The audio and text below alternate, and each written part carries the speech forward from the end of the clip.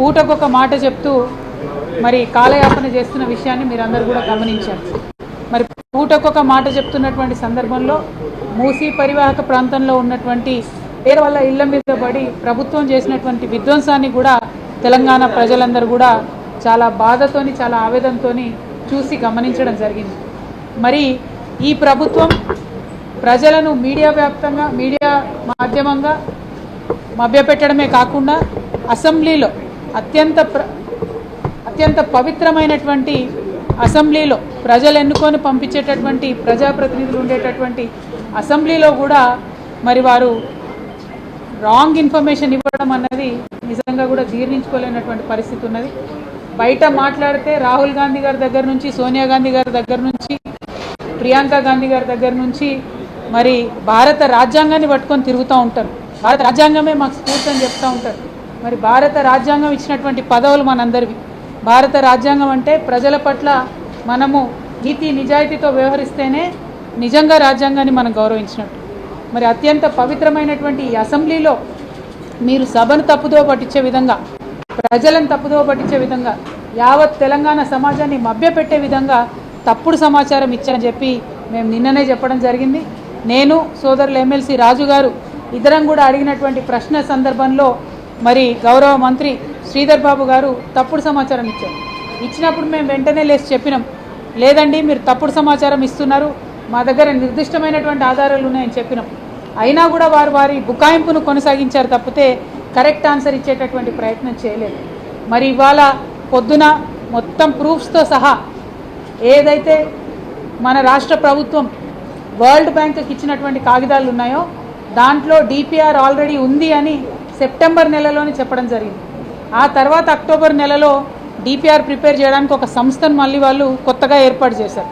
మళ్ళీ నిన్న డిసెంబర్లో ఎన్నికలు మన అసెంబ్లీలో అడిగినప్పుడు అసలు డిపిఆర్ఏ ఇంతవరకు లేదని చెప్తున్నారు. అంటే మీరు వరల్డ్ బ్యాంక్కి చెప్పింది కరెక్టా, మీరు వరల్డ్ బ్యాంక్కి చెప్పింది కరెక్టా, లేకపోతే మీరు కాంట్రాక్టర్ని అక్టోబర్లో ఇచ్చింది కరెక్టా, లేకపోతే నిన్నగాక మొన్న కేంద్రానికి ఇచ్చినటువంటి వినతి పత్రం కరెక్టా, లేకపోతే మీరు నిన్న అసెంబ్లీలో చెప్పింది కరెక్టా? ఎందుకు ఇన్ని మాటలు మారుస్తూ ఉన్నారు? గౌరవ ముఖ్యమంత్రి గారు మొదటి నుంచి మూసి మీద మాట మారుస్తూనే ఉన్నారు. దాని కొనసాగింపుగా ఇవాళ వారి యావత్ మంత్రివర్గం కూడా మాట మారుస్తూ తప్పుడు మాటలు చెప్తూ బుకాయించేటటువంటి ప్రయత్నం చేస్తూ ఉన్నారు. మరి ఈ ప్రయత్నాన్ని మేము తీవ్రంగా నిరసిస్తూ ఉన్నాం.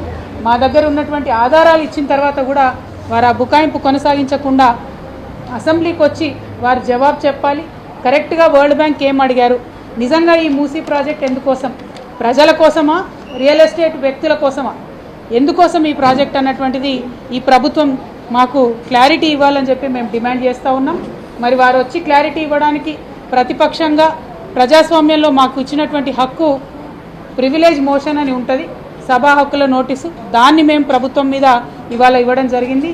బీఆర్ఎస్ పార్టీ ఎల్పీ తరఫున మేము ఇవాళ నోటీస్ ఇవ్వడం జరిగింది. ఆ నోటీస్కి స్పందించి ప్రభుత్వం వచ్చి జవాబు చెప్తుందని, ఇప్పటికైనా నిజాలు చెప్తుందని చెప్పి మేము ఆశిస్తూ ఉన్నాం. ఇప్పటికీ కూడా నిజం చెప్పకపోతే ఈ అసెంబ్లీ సాక్షిగా కూడా మీరు అబద్ధం ఆడితే ప్రజా కోర్టులో మాత్రం మీకు శిక్ష తప్పదని చెప్పి మేము ప్రభుత్వాన్ని హెచ్చరిక చేస్తూ, మేము ఇచ్చినటువంటి ప్రివిలేజ్ మోషన్ని మీరు ఒక ఆయుధంగా వాడుకోండి, వచ్చి మీరు క్లారిటీగా ప్రజలకు చెప్పండి, మూసీలో మీరు ఏం చేయబోతున్నారో చెప్పండి. మీ ఇంటెన్షన్ క్లియర్ అయితే మీరు ఏం చేయబోతున్నారో చెప్పండి. మీ ఇంటెన్షన్ రాంగ్ అయితే మీరు మాకు చెప్పకుండా ఉంటారు, అది ప్రజలు అర్థం చేసుకుంటారు. BRS as a party at any cost we will stand by the people who are living nearby Musi. Musi దగ్గర ఉండేది పేద ప్రజలే కదా, ఎత్తి అవతల పడేస్తాం అనుకుంటున్నారేమో. ప్రతి ఒక్క పేద ప్రౌఢుడు వెనకాల బీఆర్ఎస్ పార్టీ నిలబడి ఉంటుందన్న విషయాన్ని మీకు తెలియజేస్తూ, మరి ప్రభుత్వం పేద ప్రజల బతుకులతో ఆటలాడొద్దు. ఇప్పటికే మీరు తీసేసినటువంటి కూలగొట్టినటువంటి ఇండ్లకు తక్షణమే మీరు 300 గజాల చొప్పున మూసీ పరివాహక ప్రాంతంలో ప్లేస్ ఇవ్వాలి. వారు మరి ఈఎంఐలు కట్టుకోలేని పరిస్థితిలో ఉన్నారు, వారి ఈఎంఐలకు సంబంధించి ప్రభుత్వం బాధ్యత తీసుకోవాలని చెప్పి డిమాండ్ చేస్తూ, మరి ఇట్లాంటి పేద ప్రజల వ్యతిరేకమైనటువంటి ప్రయత్నాన్ని విరమించుకొని ప్రివిలేజ్ మోషన్కి రెస్పాండ్ అయ్యి తక్షణమే అసెంబ్లీలో వైట్ పేపర్ పెట్టాలి, టోటల్ మూసీ ప్రాజెక్టులో క్లారిటీ ఇవ్వాలని చెప్పి ప్రభుత్వాన్ని డిమాండ్ చేస్తూ ఉన్నాం. జై తెలంగాణ. హిట్ టీవీ యాప్ ని డౌన్లోడ్ చేసుకోండి. ఇందులో short news, live news, entertainment movies అన్ని అవైలబుల్ గా ఉన్నాయి. Please download hit TV app. Hit TV app ని ఫ్రీగా డౌన్లోడ్ చేసుకోండి.